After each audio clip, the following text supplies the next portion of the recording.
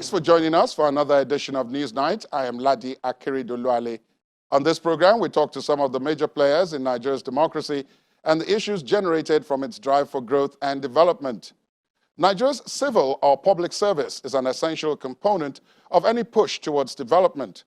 There are, however, arguments about whether or not it has been playing this positive role at various levels of governance. Reforms continue to be advocated and attempted with varying degrees of success. My guest is the former Director General of the Bureau for Public Sector Reform, Dr. Joe Abah.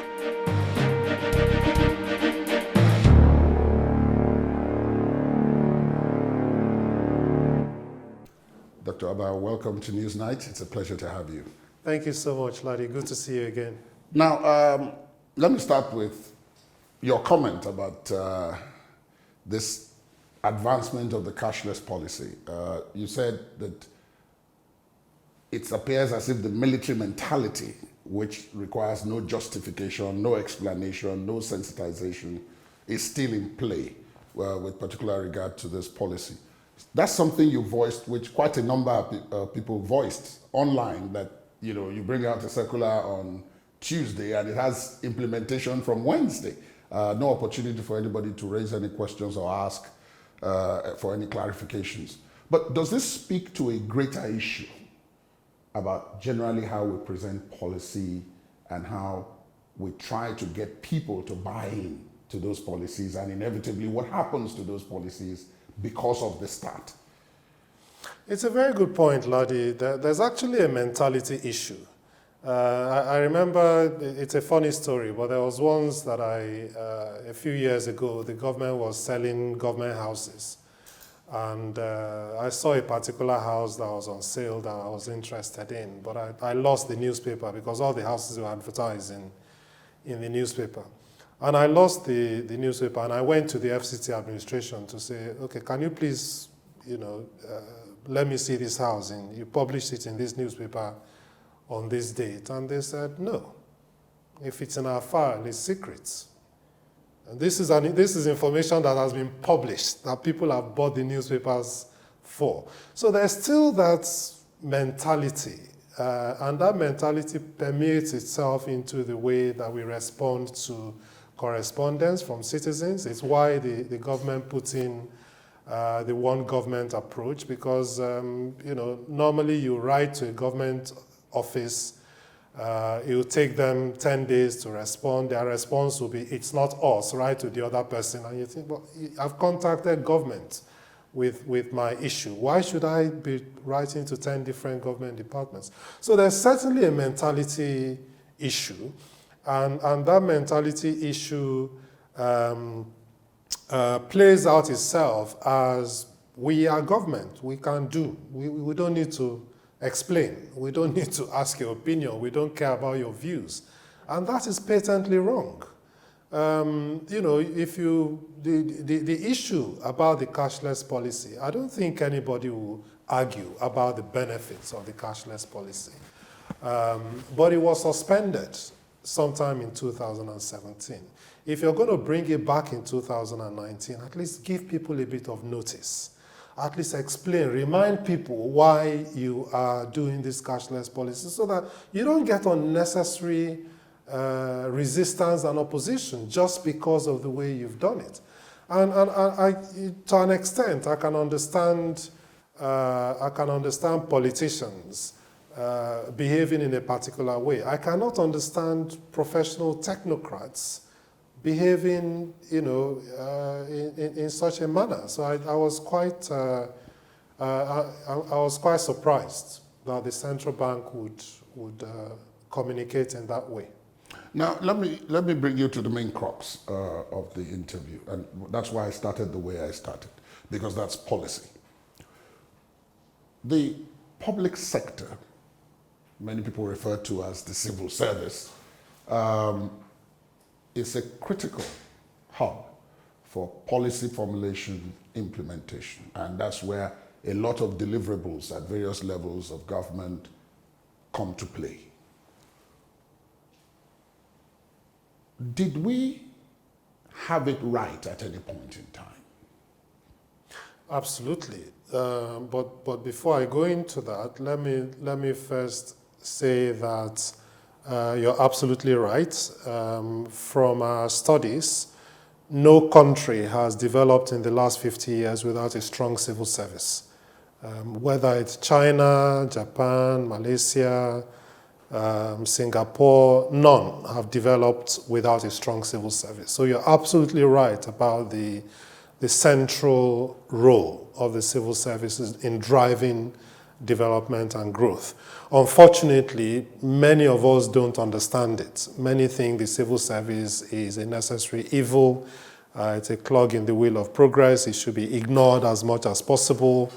Particularly the adherents of free market, get government out of the way and just let the private sector do everything. That's apart from the fact that it doesn't work anywhere in the world. You know, even the most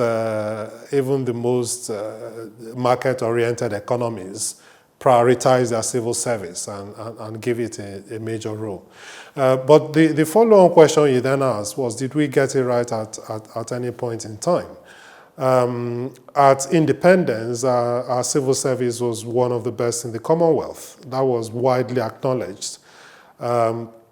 As at 1957, Chief Obafemi Awolowo was talking about how incorruptible the civil service was at its upper stratum, and how they performed very onerous duties without asking for commendation, doing it selflessly, and you know, ensuring that the society moves forward. The civil service played a huge role in the post-Civil War era. And a lot of the infrastructure that we have today it actually has its roots in that time. There were the civil servant at the time could afford to own a home, could afford to buy a brand new car and pay from their salary over a period. My parents were both public servants. My dad was a public servant that worked in FRCN. My mom worked in the Ministry of Commerce and Industry, as it was then. We were not rich, but we were not poor. We had decent medical care. My parents were able to afford to send us to university, and were able to just study without worrying about money. And people felt that they were driving the development of the country.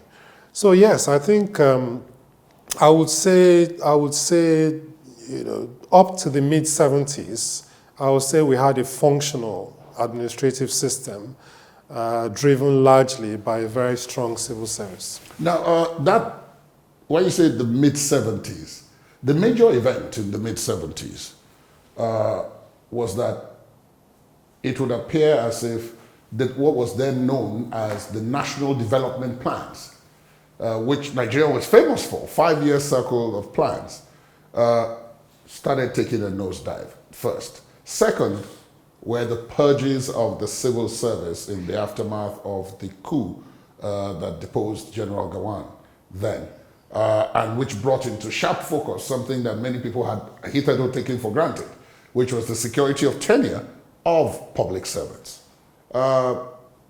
Remind those, of which they are in the majority now, who don't know anything about that period, or what happened, and how that impacted on the civil service that we have today.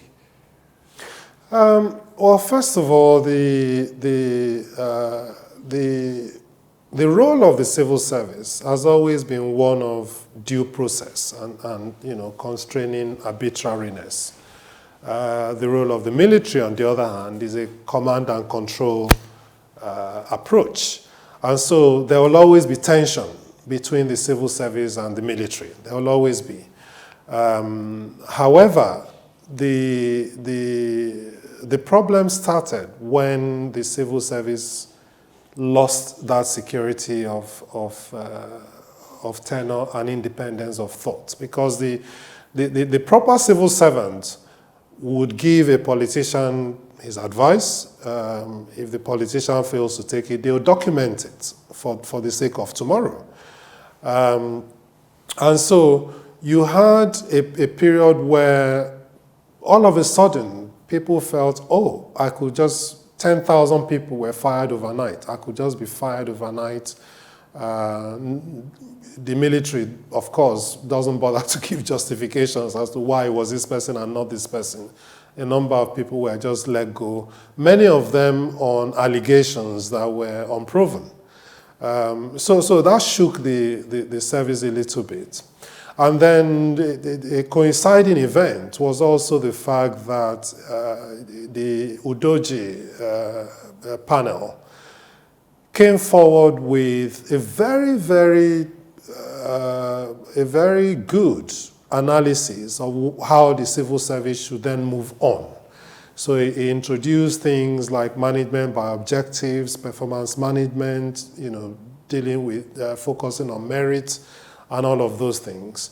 But the military completely ignored that and just focused on the side where it says you should raise salaries. So everybody got a jumbo pay rise, and the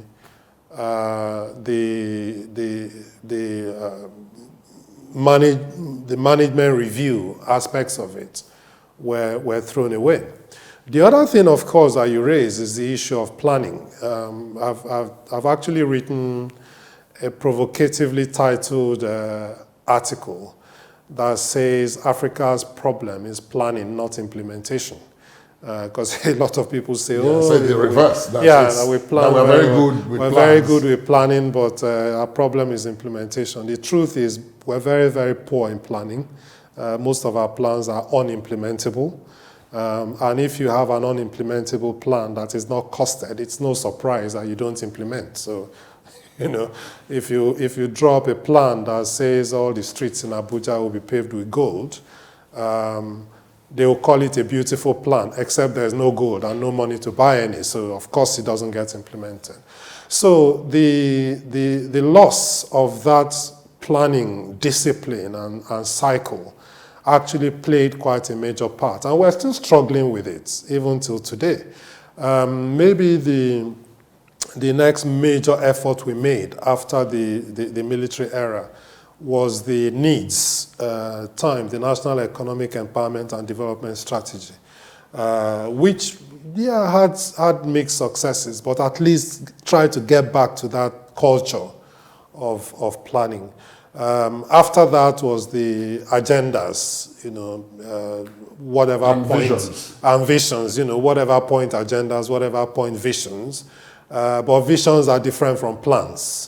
And so after that, maybe the next other major plan we had was the Economic Recovery and Growth Plan, which is exactly what it is, an economic recovery and growth plan to drag us out of recession. It wasn't really a long-term plan for Nigeria's development. And that's why I'm hoping that the new Economic Advisory Council that has just been appointed will come back, will bring us back to that culture of long-term planning with which the civil service can help to drive development beyond tenures of government. If you look at the way the Lagos state government works, yes, it's not perfect, but there's a plan for Lagos that everybody knows and understands. And it doesn't matter which governor comes. And as soon as one governor comes that appears to be deviating from that plan, the stakeholders, not just the government, not just the political party, but all the stakeholders will say, this is not what we planned. And thank you, we're not giving you a second term. So it's really important that there's clarity about where the country is going, and the civil service, the public service, can support that with a long-term view, not just based on the tenure of politicians. Now, you highlighted something, but I want you to drill down a little bit on it, because quite a number of people say it in a very easygoing manner and it simply just disappears into the conversation. And a lot of people take it for granted, which is where you talk about, even in the most capitalist-driven societies, government, and by extension, the civil service or the public service, has a big role to play in all the, yes, let demand and supply be the only governing principle. I've heard things like government has no business in business and so on.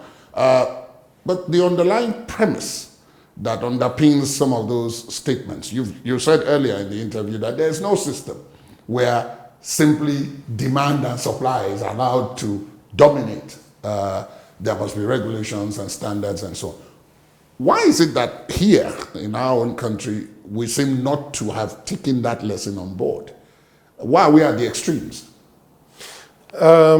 Again, very good question. The first thing to say, of course, is that it was the American economist Milton Friedman that said government has no business in business. That statement has since been christened Friedman's folly because it's been shown to be purely nonsensical. But let's not get too much into that. I think, in answer to your question, my young friend Japhet Omojua wrote a book called was roughly called the Digital Wealth Book, and in it he said that our education system is still trying to answer old questions when our economy is asking new ones. And that is what I find to be the issue, that most of these people that are adherents to this market forces approach, or market forces only approach, do not actually realize that the institutions they claim to be supporting have moved on. So the World Bank, as late as 10, 15 years ago, has recognized the role of the state and said, look, we got it wrong before. The IMF has done the same thing. The 2008 to 2010 world financial crisis has again demonstrated the role of the state, because when this clever econometrics fails, it is the state that bails everybody out. Yeah, it's the state that has to step up. So, but you know, there are ideological camps everywhere. But I think most people who have been in the thinking side of senior government office know that there isn't one ideology that works. You need to have, particularly in developing countries, a lot of countries embrace laissez-faire economics after they've developed. Most of the time when they are developing, government actually intervenes quite heavily. Whether it's Singapore or China or Japan, South Korea, it doesn't matter which one you call. Government intervenes until such a time that the economy is sufficiently mature and people can take a step back. What people tend to do is they look at Singapore of today rather than Singapore that got Singapore where it is today. And therefore argue that, oh, you know, in Singapore everything is free markets, but it wasn't always like that. It's good you mentioned that, and it's good you used the example of Singapore. Reading through From Third World to First by the founding Prime Minister Lee Kuan Yew, one of the things that stood out, and in particular relation to the subject we're discussing, is what he said as a government they set out to do at the very onset in 1965 with the civil service and its situation or its role in the complete system that eventually was built. One, they were the highest paid group of people in the country. Second, they had zero tolerance for corruption, having established the fact that they were the highest paid. Their working environment and their living conditions were of such heights that anyone who was thinking about being corrupt had so much to lose in that realm, which feeds into what you talked about people not looking at Singapore of 1965 and looking at Singapore of 2015 or 18 or whatever. Now, that brings me to the question of our own reforms here. We've tried several reforms, starting with the purges of 76 under General Babangida and subsequently. Now, in those reforms, is there a connection down the line? Have we had incremental additions to them, and have they progressed along a line that you can see that this is where we're headed to at the end, in your view? I don't actually, I take a slightly different view to most people. I think most of what happened pre-2000 and 2003 were not actually reforms. I think they were changes in structure. So, you know, do permanent secretaries go with, do they become directors general or not? Do they go with the people that appointed them? And what should they be paid? Those were structural issues as far as I'm concerned. A reform is a process of taking something from the way it works to a better state. That to me is a reform. And I'm not sure that those were the focus of all of those activities pre-2003. I think from 2003, we started to see, I think, a dedicated attempt to reform the service. And that dedicated attempt brought about things like the Public Procurement Act of 2007. It set up the anti-corruption bodies, the EFCC and ICPC. It sold off government houses. It sold off a number of state-owned enterprises that was costing government in the region of $3 billion every year. It put in a Servicom regime that says actually there should be a service compact between citizens and people.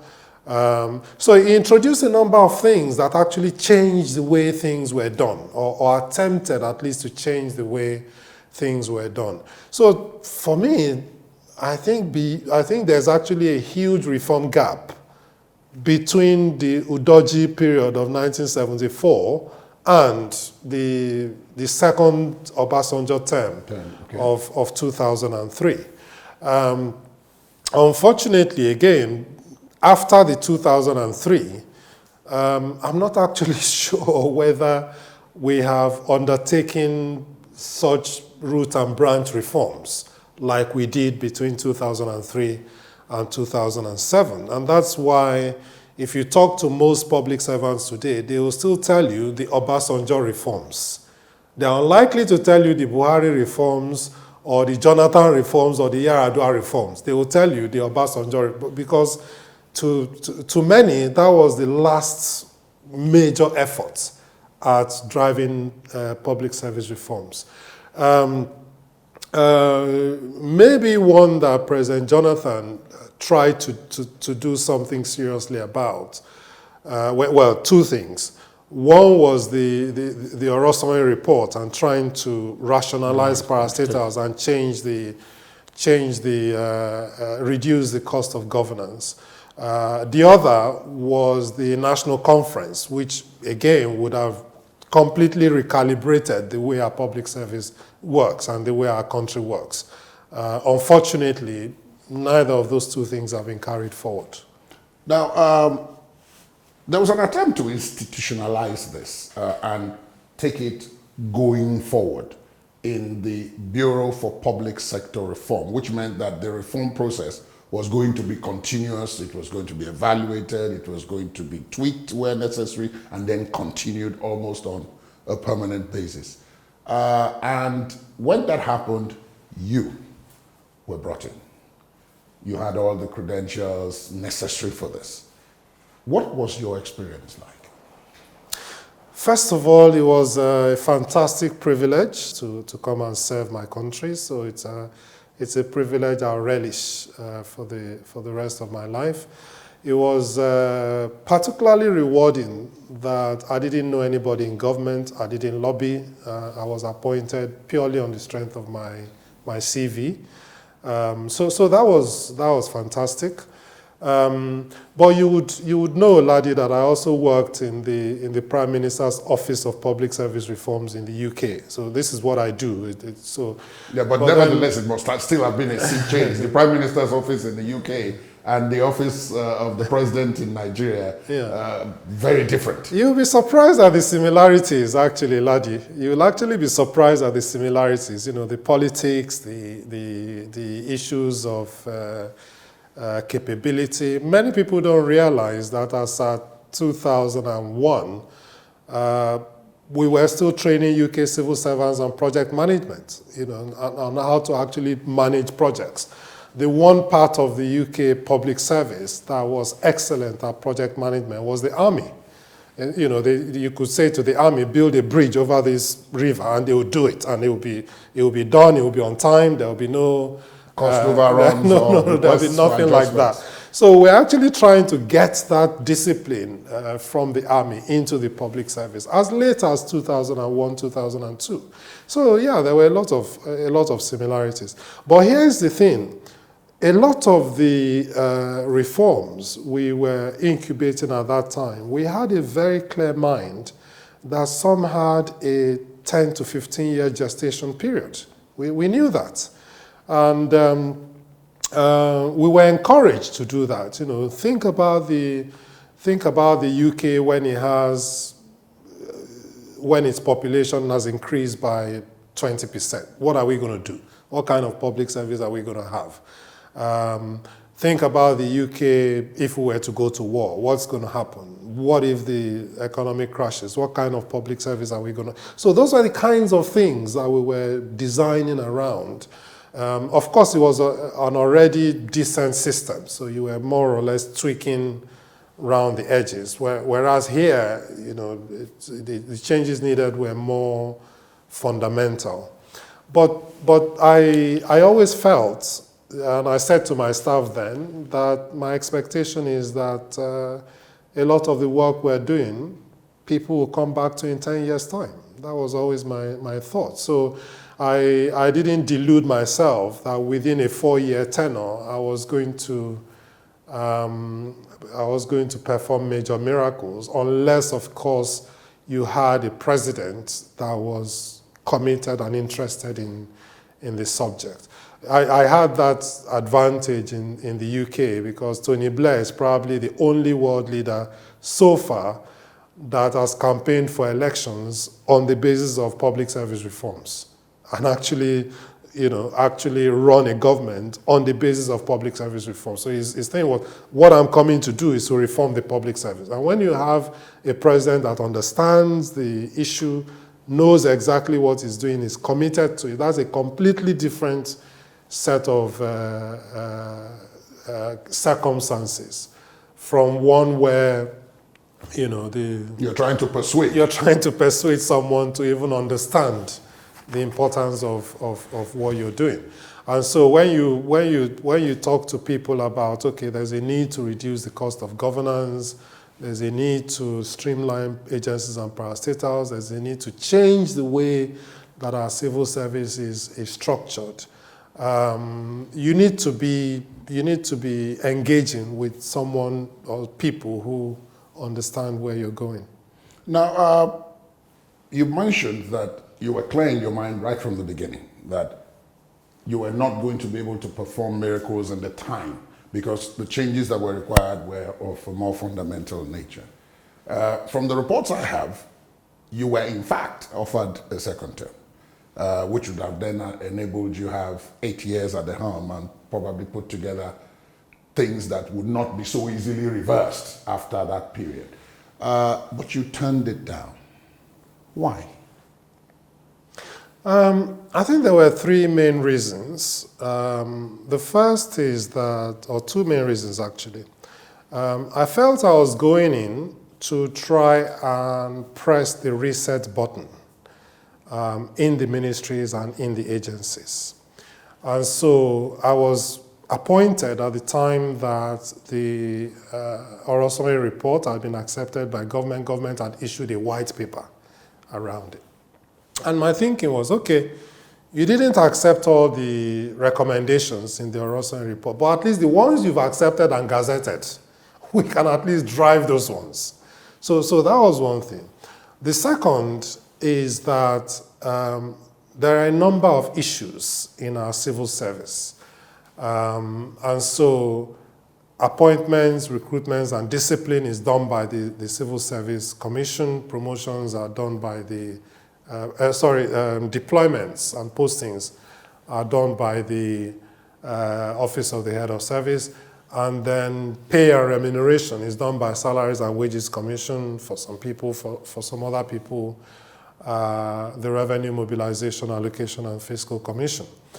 And so you have this situation where, as a manager, you cannot discipline, you cannot promote, you cannot recruit, you cannot do any of it. And so I felt we needed to rethink that and find how we can get a better civil service throughout the chain, from recruitment to promotion to deployment to succession planning to retirement. So I felt beyond, okay, the efforts that the head of service may be making, the efforts that anybody else could be making, there needs to be some coherence in the way we think about this as a whole, right? So unfortunately, we didn't get much movement with regards to the rationalization of parastatals and agencies. We didn't get much traction with regards to the change of the civil service, probably because some of it had constitutional implications. So the Civil Service Commission is constitutionally empowered to appoint, promote, and discipline.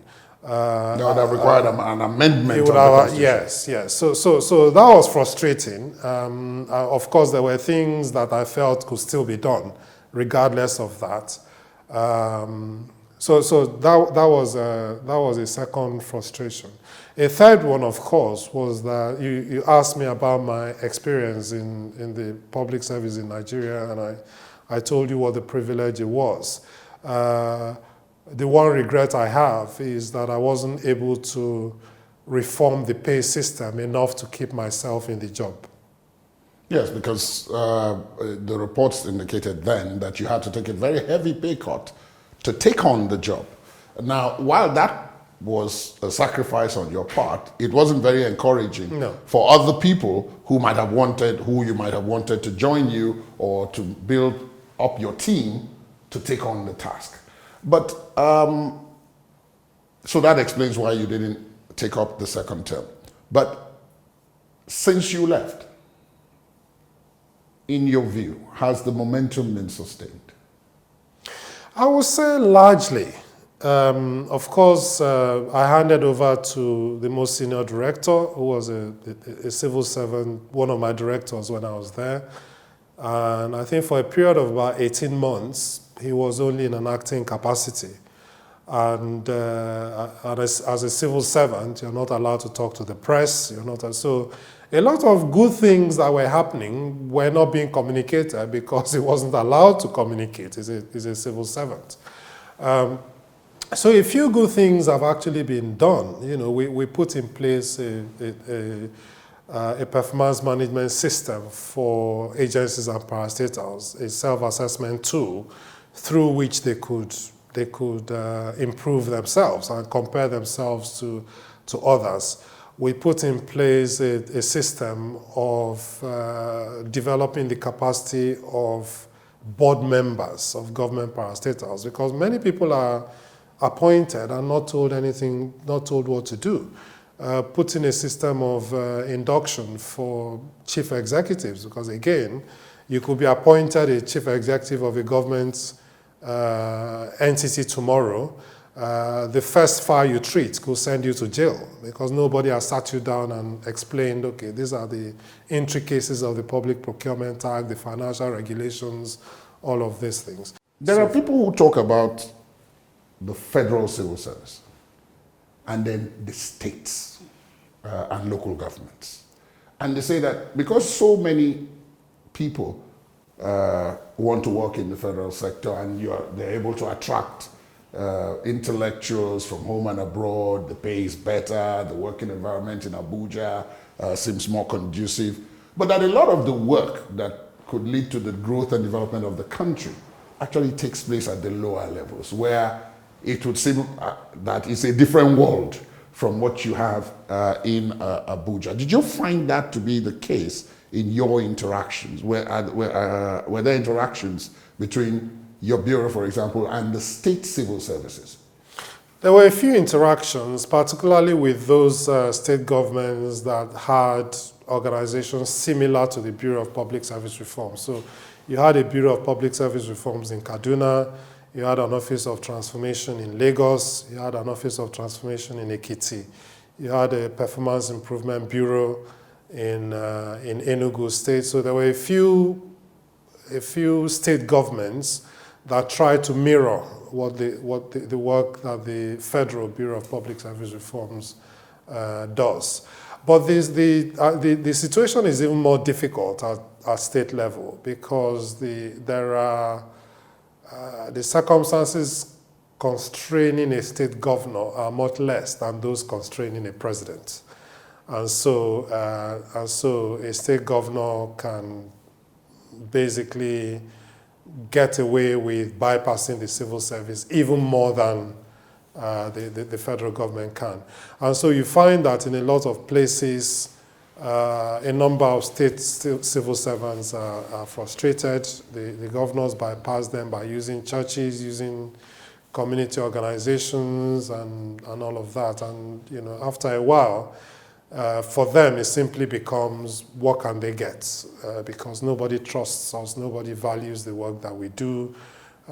We are paid very little. In a lot of cases, we are owed months in salaries. So a lot of people then take up trading or some other job to try and keep their minds busy. So it's a lot more difficult at state level. Now, coming to something you alluded to a bit earlier, the cost of governance.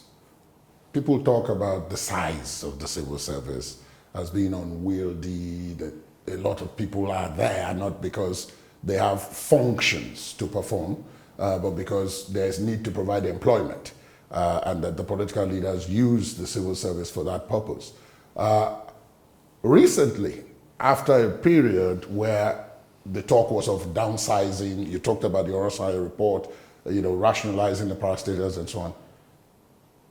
This new cabinet has 5 new ministries or 6 new ministries, and expectedly they're going to have the full complement of civil servants. Budgets are being proposed that will be taken to the National Assembly so that it can take off properly in 2020.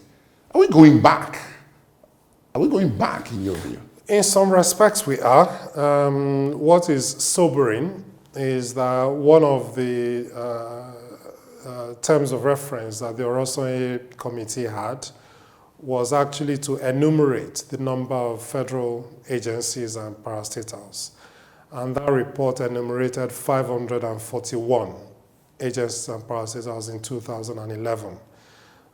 In the 2019 budget, the Director General of the Budget Office of the Federation told me that he had to make provision for 1,100 government organizations. 1,100.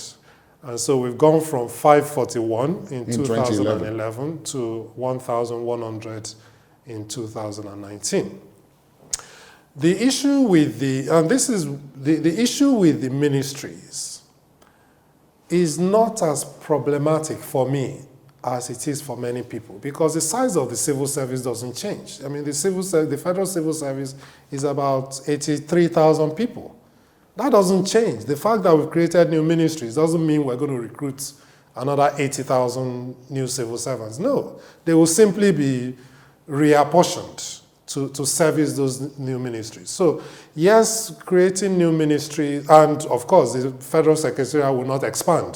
The head of service will simply reapportion the space.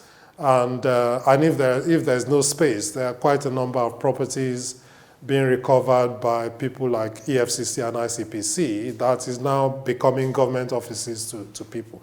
So yes, it costs money to maintain ministers, and expanding the number of ministries means having more ministers, and it's going to cost us more. But the truth of the matter is, as far as I'm concerned, that's not where the real cost is. The real cost is the new agencies and parastatals that are created with every single law that we pass and are then given authority to recruit another 300 people or 500 people and then staff them and buy new cars and rent offices. That's where the real cost is.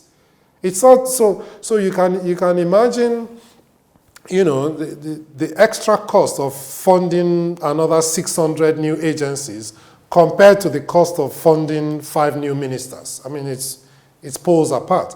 But because, our discussion on politics tends to focus more on ministers. They are the high profile, they are the people we want to talk about. Nobody talks about where the real costs are from. Now that we're where we are, and you've talked about some of the things you tried to put in place then and what has happened subsequently, it now comes to now, what do we do? A new head of service, acting head of service has just been appointed, and you're taking the civil service along. But you've also talked about the fact that there seems to be now different lines of authority over the same group of civil servants. You have the Secretary to the Government of the Federation, you have the Head of Service, the Federal Civil Service Commission, the Revenue Mobilization, Allocation and Fiscal Commission. In some cases, the National Assembly tries to come in at some level, and so through laws that they make, or amendments to existing laws. So, as we are now, if you were to prepare a roadmap going forward, highlighting just a few key things that needed to be done, what would those be? The first thing is that I'm greatly encouraged that the Secretary to the Government of the Federation seems to have been given if you like, a coordinating midfielder role.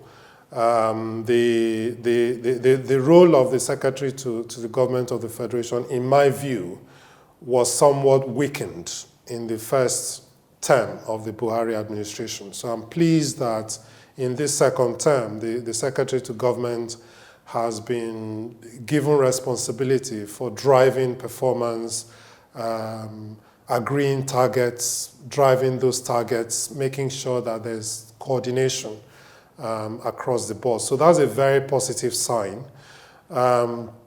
It's also a positive sign that there is talk about setting targets for ministers. Of course, there are issues around that because we've been here before. What are those issues? The issues are, if you set a target for a minister, it's only fair that you give them the authority to engage the kind of staff that they need to deliver that target, and you release the money they need to do the work. And so I was aware of an instance in one state government where the state governor wanted to introduce a performance contract, and a commissioner said, "Sir, I'm happy to sign if you will also sign that I will get all the releases that I need and that I can get all the staff I need to actually deliver this work." So that's a challenge which needs to be thought about. There are different ways to do it, and I think the president, for instance, could give a clear mandate to the ministers and say, "This is what I want you to achieve, and you have my authority to do whatever it takes to achieve it." If he gives that kind of authority, then that will force the different bodies to come together and say, "Okay, this is our focus." If you take an example, take power, right? We like to debate about, we're generating 2,000 megawatts, we're generating 7,000 megawatts. I particularly don't care how many megawatts we're generating. All I want to know is how many hours of light will I have a day. That's what concerns me, really. And so if the target to the minister is make sure that Nigerians have 4 more hours of light every day, and the president says, "That's what I'm asking you to do, and you have my authority to do whatever it takes to get us 4 more hours of light every day," then that presidential authority, if he needs to renegotiate with the discos, he will do so. If he needs to fire people in the transmission company of Nigeria, he will do so. Whatever he needs to do, he will be focused on that outcome that he wants to get. So that's a bit different from, let's generate 10,000 megawatts by 2050. When he will no longer be minister. Who has that helped so far? Now, one of the big elephants in the civil service today would be something that affects everybody else, but the civil service is not immune. You alluded to it earlier in the interview when you talked about corruption and the fact that, very proudly it was said that by Chief Awolowo that, civil servants were incorruptible. But that was in 1957. In 2019, it's becoming obvious that civil servants are corruptible, and some of what you said in the interview so far would explain why. Would you say that the reforms that have been introduced, the reforms that are being introduced, and some of the attempts at reorganizing the dynamics, the working environment under which civil servants work, particularly at the federal level anyway, is designed to tackle that aspect of corruption within the services?